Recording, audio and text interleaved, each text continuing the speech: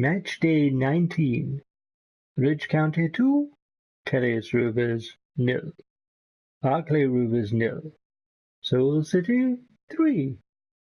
PES United 1. Dawnstar United 0. Ute City 0. Raccoon City 2. Oakville Wanderers 1. Viridian Forest 1. Sparta United 0. Port Town 3. Hyrule Wanderers 3. Pallet Town 0. Castle Villa 4. Firestone Albion 1. Riften United 4. Cantlave City 1. Casares Town 0. Seacrest County 2. Crumbs. How'd you get out? Well, we got, to be honest, the other lads got me and rammed me into the door using my head. I didn't feel the thing. Oh, crumbs.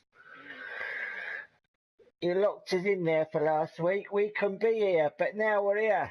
Ha, ha, ha. Yeah, and you're saying my crap. Ow.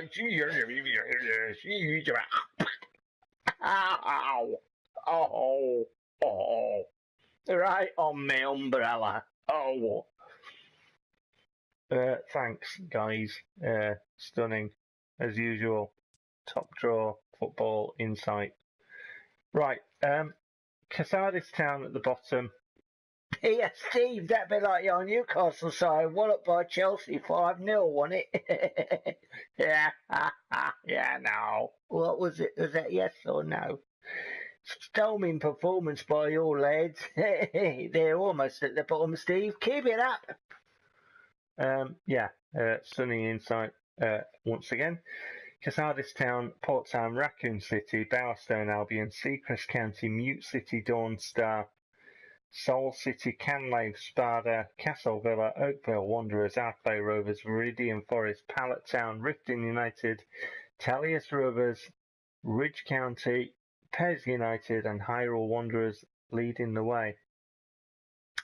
It's the PEU League table, so, I'm really pleased that we got a victory out of that because, as I said, Tellius there, we've just overtaken them, they're in fourth, but all they did was try and foul my players.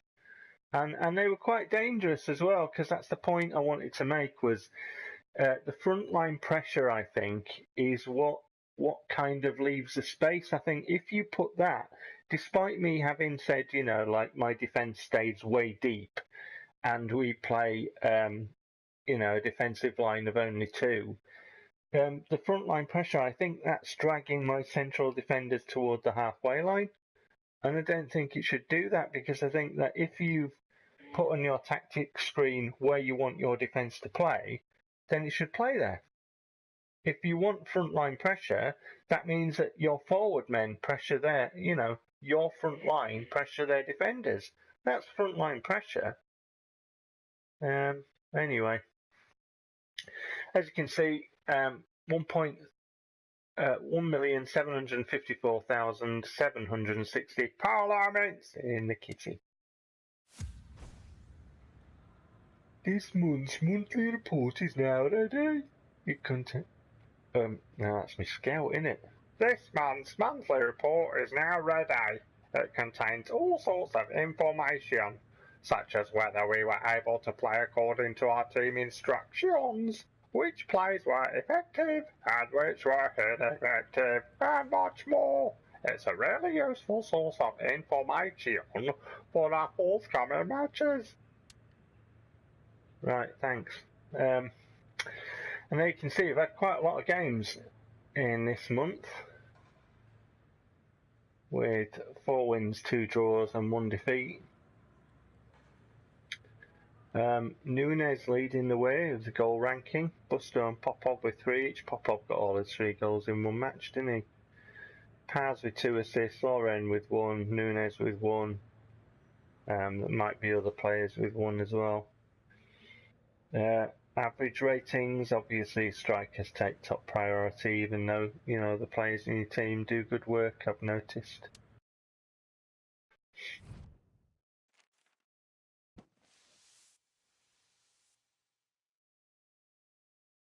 PEU Super Cup winner bonus goes in there, 300,000. That's what you get for winning the PEU Super Cup. So that takes it over 2 million parliaments. You need to respond to an offer you've had to manage another club by the end of the day. Or not. Because I don't want to manage another team, do I? Now, was there a player that I needed to go in for again?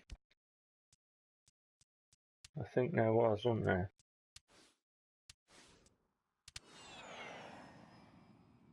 There you go. Van der Hart it was, because that broke down, didn't it? Our offer for Danilo is still on the table.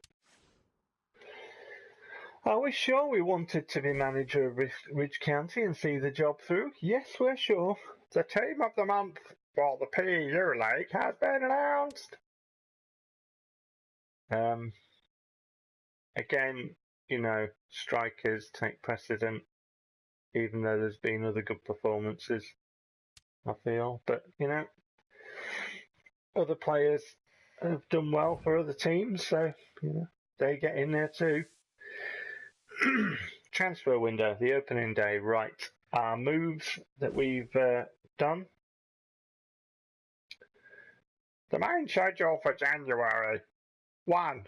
Opening day of the transfer window. 11. World Football of the Year announcement. 31st. Last day of the transfer window. Up-and-coming players have joined the youth team. Be sure to check them out. 3 new players have signed up with the squad. Some players are seeking contract renewals. An offer for Jairi Quinner is being received from Kete de Luna. Transfer negotiations for Danilo are breaking down.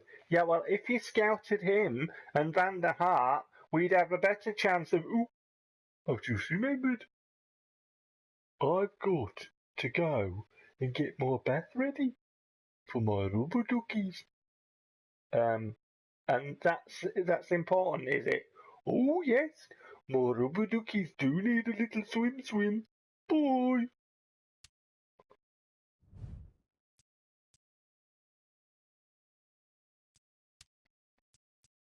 Contract renewals.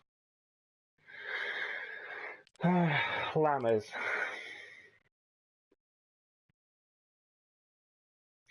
Three years, that's alright, isn't it? I'm happy with that because he's done well. He's done well as Lammers. You know, I like Lammers. I think Renteria as well. I'm happy with that one. 3 years. Prof again. I'm happy with that. Requena 2 year.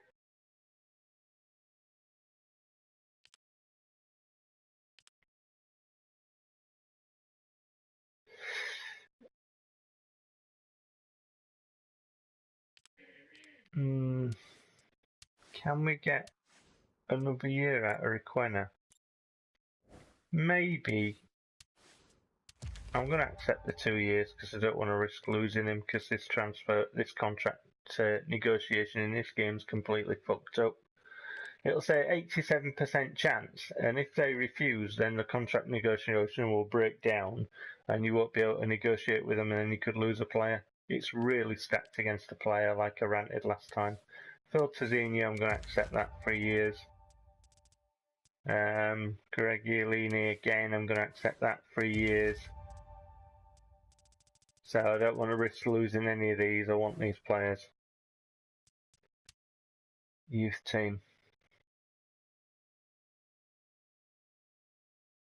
I think this is the regen bit, isn't it? This is the bit where you can make loads of money.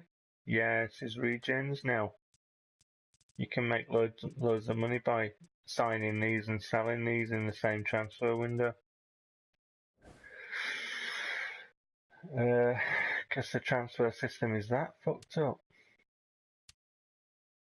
So, an offer for Requena, and that is not going anywhere, and that broke down, which is, you know, just great, innit?